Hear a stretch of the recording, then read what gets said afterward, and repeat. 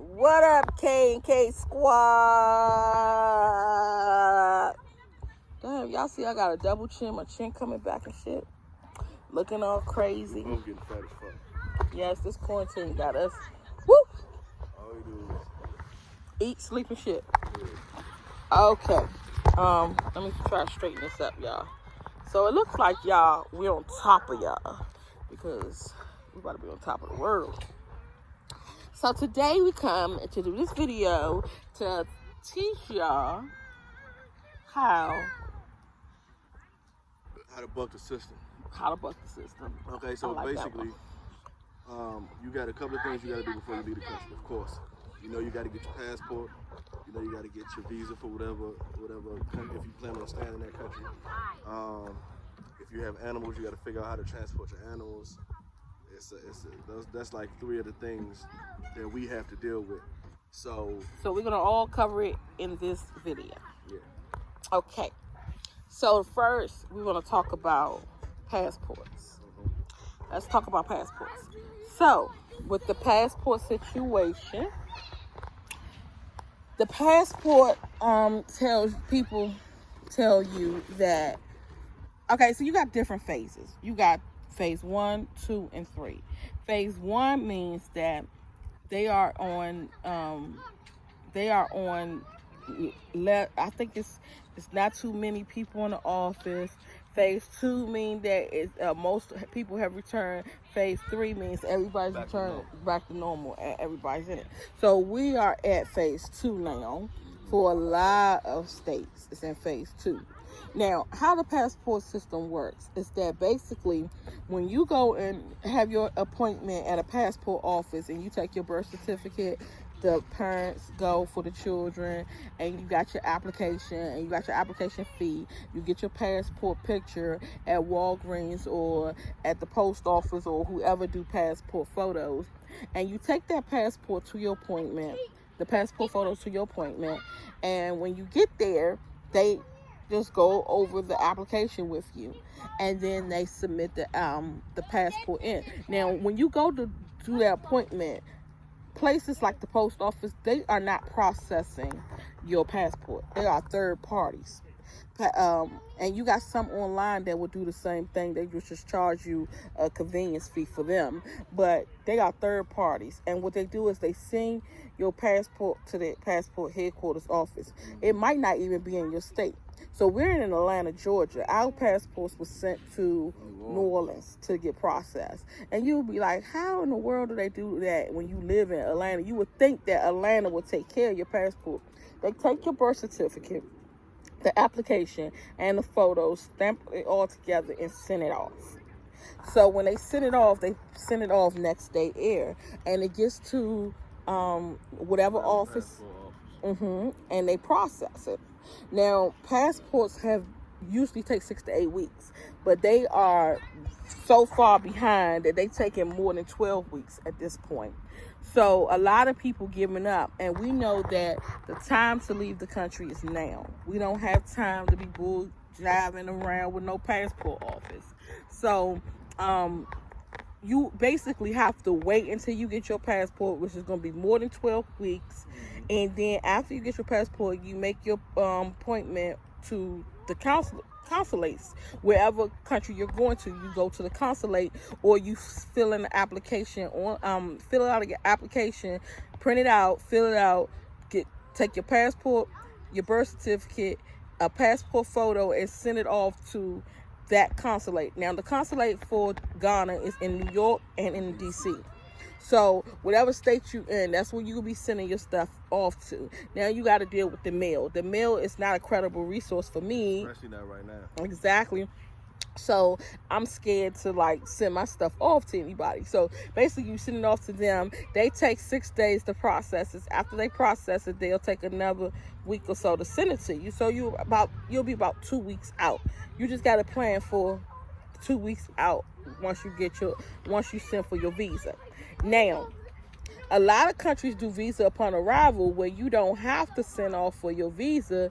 You'll just wait until you get there. They'll stamp it. You'll go to whatever the border is, and they'll stamp your visa and you send you on your way, and you just pay them. but a lot of people don't. So where we're going is in Ghana, and Ghana, you need to pay for your visa first. You can't do visa upon arrival. So we want to basically tell you and teach you how to do the passport without all that. Okay, so you got something called emergency passport, and I'm not in all telling y'all to buck the system. I'm Any just shape, form, or fashion. We're just telling you how to do it if that was your thing. If you had an emergency that you may need it to try to skip a couple steps or cut a couple corners for emergency purposes. This is how you do it. and this is how we did it. Right. We are not endorsing this. We are not telling you that this is how it's going to work. We're just telling you what we did to get where we at. That's Oh, it. I need you to open this too. You're not making no promises or no shit like that. Okay, so basically, this is how we did it. So there's something called emergency passports. Basically, emergency passports for if you have people over in that country that a close family member, like a parent, a child, a sibling, grandparent that passed away, critically ill, or you are critically ill and need to go to that country to get help or whatever. Basically, what you'll do is you'll put in for what? Can I take my business off? No. Go play, because I'm on the video. Okay, y'all, I'm sorry. We on the video. I'm sorry, but they always interrupting my videos, and I cannot edit this video because I'm letting him get my all that editing thing he needs software to is tripping. get off. Okay, so basically, what you would do is in that instance, and we feel as though that's not our emergency.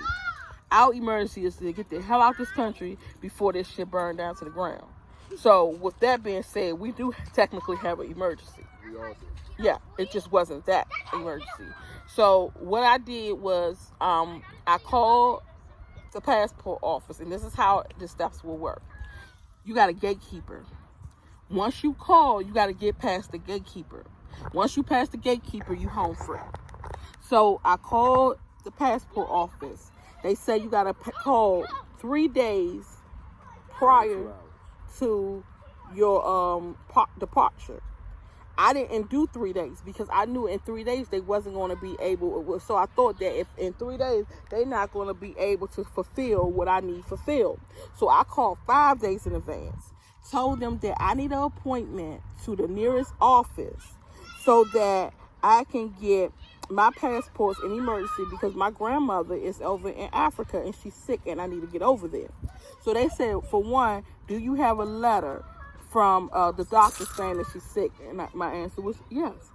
So 2, do you have a flight already ready? My answer was yes. Okay. So then the gatekeeper says, okay, well, since you have all that, you can go ahead and make an appointment. Just bring all that to the passport office to your appointment when you come, and we'll give you your passports on site. So I said, okay, cool. So go ahead and get my appointment.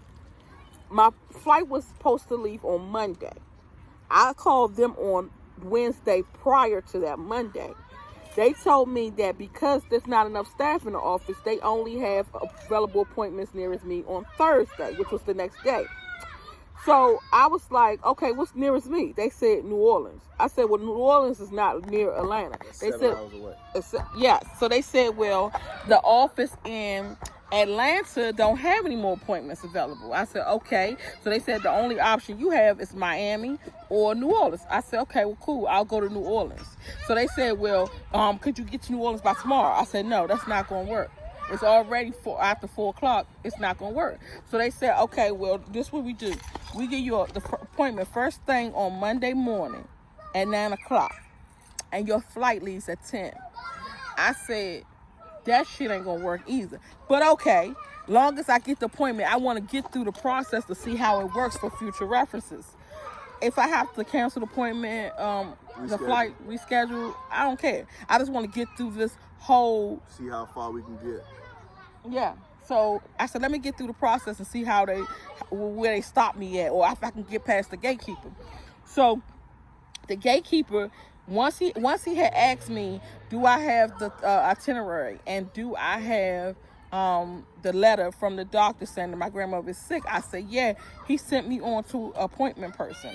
The appointment person asked me all these questions about the applications, what's their names, date of birth, social security number, address, just vital information that, you already put on your passport. I explained to him that, now this is what you're supposed to do if, this is not what you're supposed to do if you have not submitted your passport.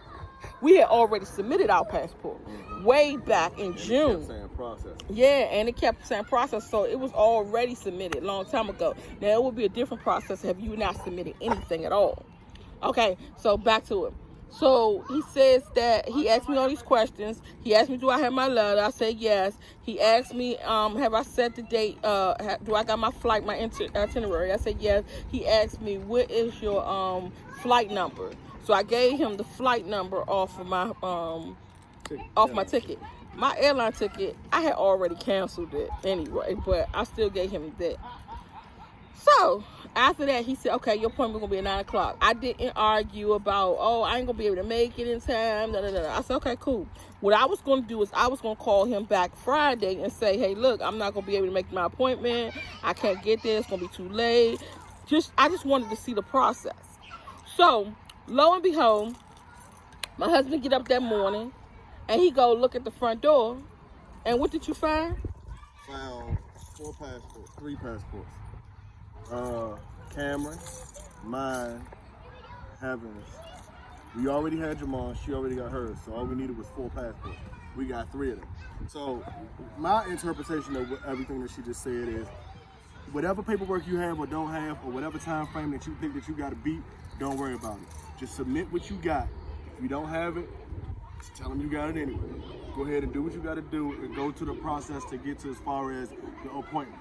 We thought that, okay, they say you got 72 hours to make something happen.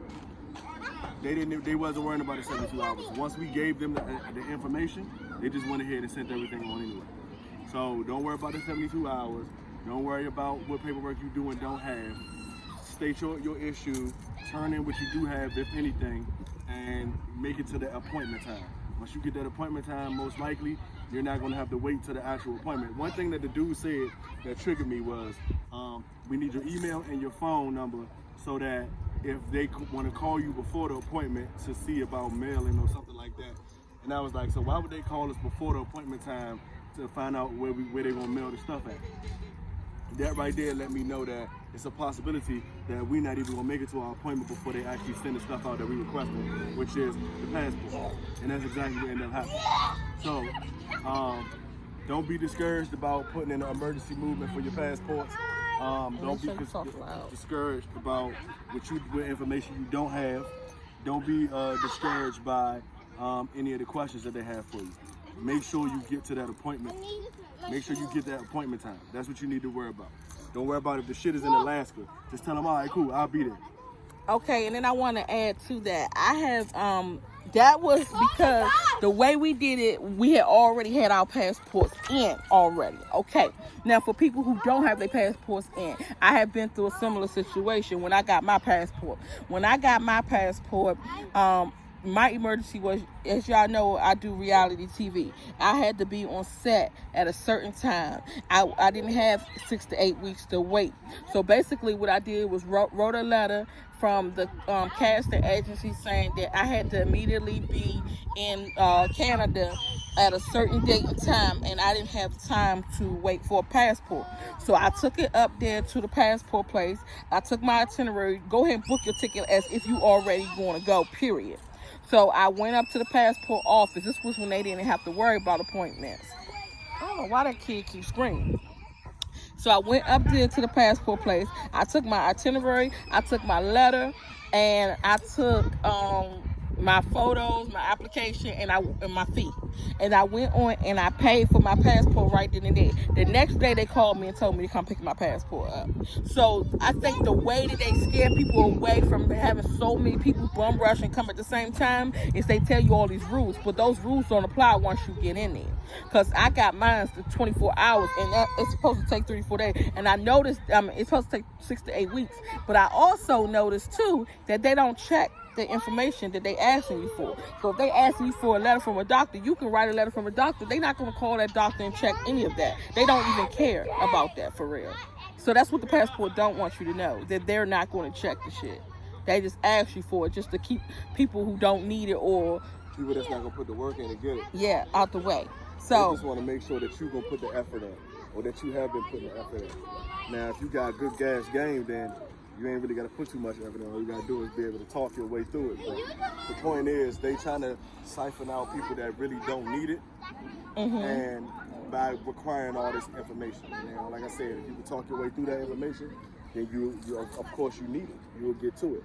But don't be discouraged. That's just what it is. okay, as far as visas go, so you, of course, I explained to you, you have some countries that don't do visas upon arrival, but you got something called emergency visas. So this, I'm gonna tell you how this game goes. So basically, with the emergency visa, instead of going through the regular visa process where you'll take your passport, your birth certificate, your visa application, the fee, and send it all the way to Washington, D.C. or all the way to New York, say you don't got time to do all that. So basically, you go to the consulate of that country, you go online and you ask for emergency visa. They'll have this application for you to fill out. You fill out the application. Why that little boy keep, what is wrong with you? Oh, okay. I thought you was trying to smack her in her face. Okay. Get out of people's face. So. You is. Because every time you see somebody, you go run up to them and start to play Okay. all up under them. So look. So this basically what happens is, you go on and you fill out your application. It asks you vital information. It asks you, if you know somebody there, that's asking for you to come. So you just write a letter for somebody that's there that you know. If you know somebody that's there, it's perfect because that's what you need. You need the person's passport and you need a letter from that person. So you can write the letter. They let you upload everything online. So you need your passport, you need your itinerary, you need your you need to book a hotel.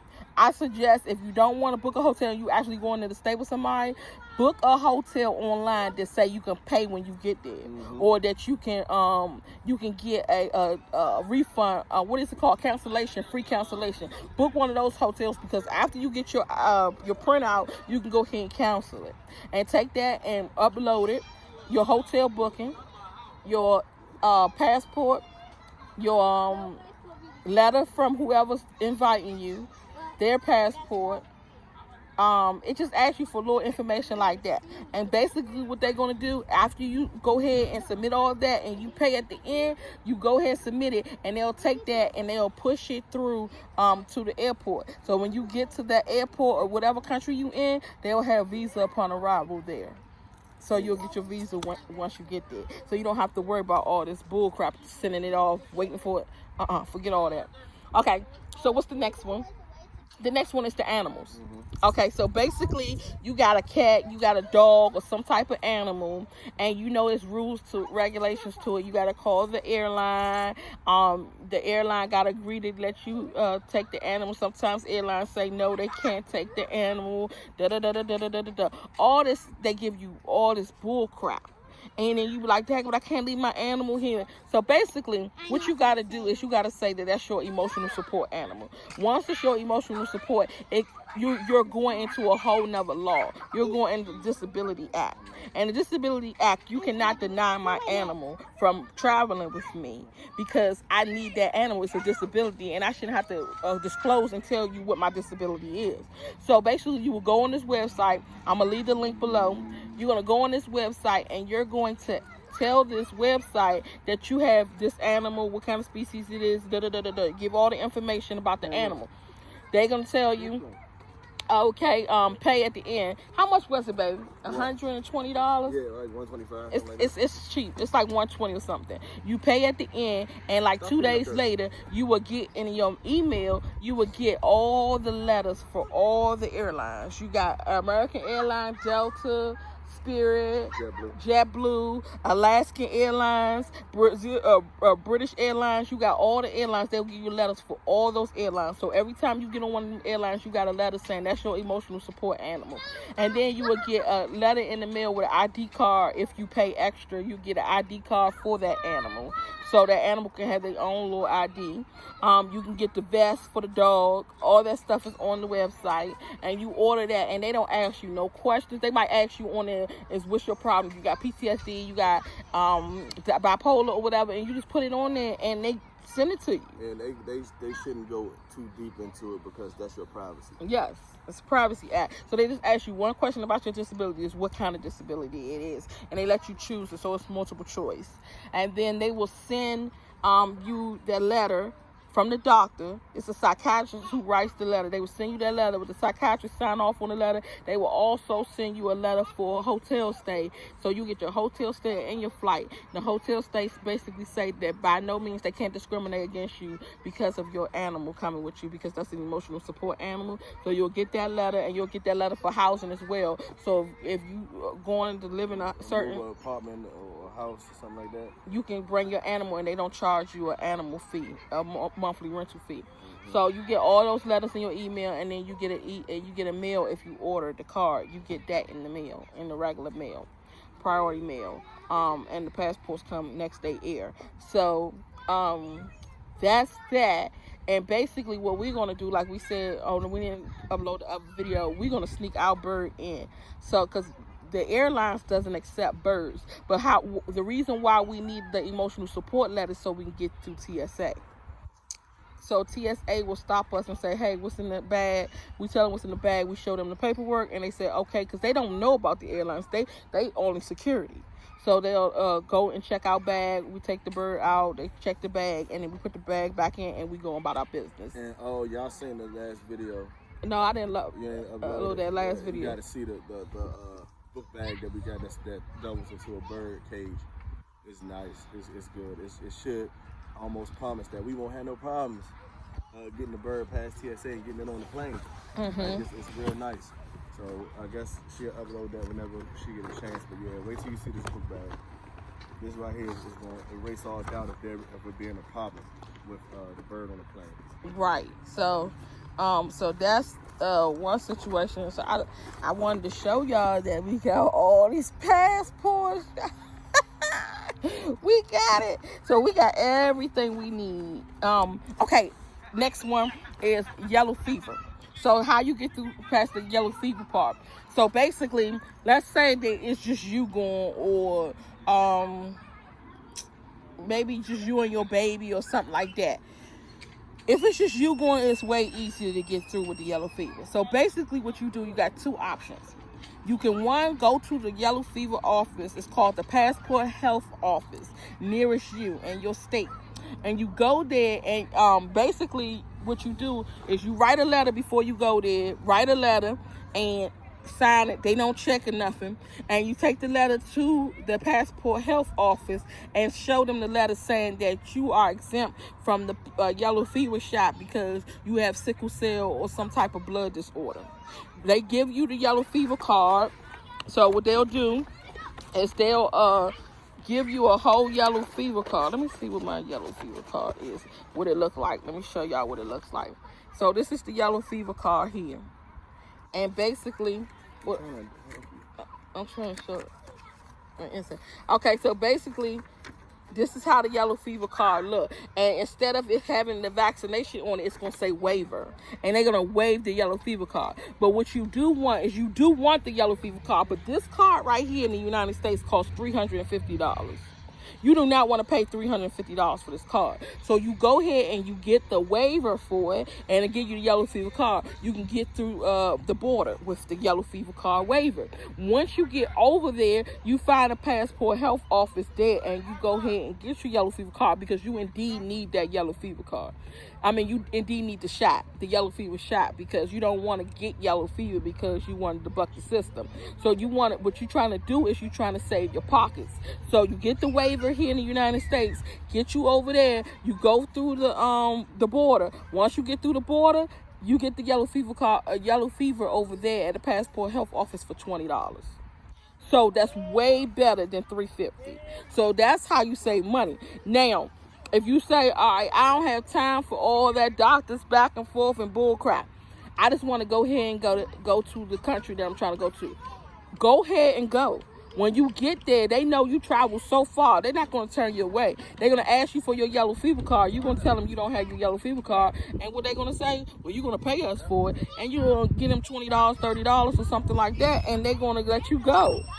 And most of the borders have yellow fever there. So if they don't have a shortage on it, they can give you the shot right then and there and get you your yellow fever card. So it's ways to get around all these things.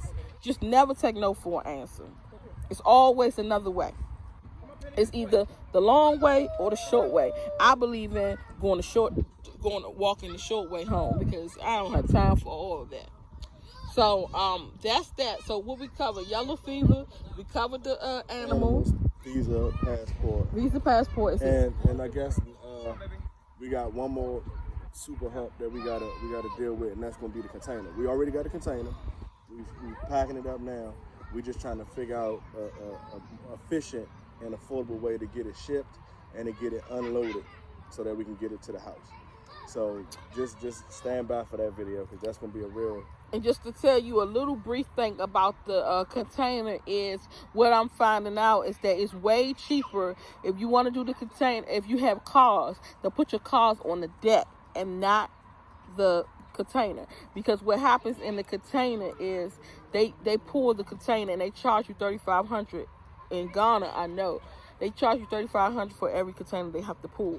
So they'll charge you that $3,500. And the reason why they're doing it is because they're looking for stolen cars. So if your car is not on the deck, they feel as though you're hiding something. So they're gonna pull every car out of that container, and they're gonna pull it anyway. It's gonna be $3,500 for them to pull it. You still got shipping fees. You still got the $1,000, $2,000 taxes you're gonna have to pay on it when you get it over there. So it's gonna cost you way more money. But if you put it on the boat, people say stuff it with household items. I wouldn't stuff it with no household items, because it can easily be stolen. If you do it like that, if you load it with stuff, they can steal it. So you don't know who's gonna be on that boat at that point. During your during the transmission of it. So I would suggest not putting anything in it, and just go ahead and send it on the boat. Now, if you send it on the boat, I know for ours, it's $1,900 a piece for each car. And once we get it over there, we're going to have to pay some tax to get it out.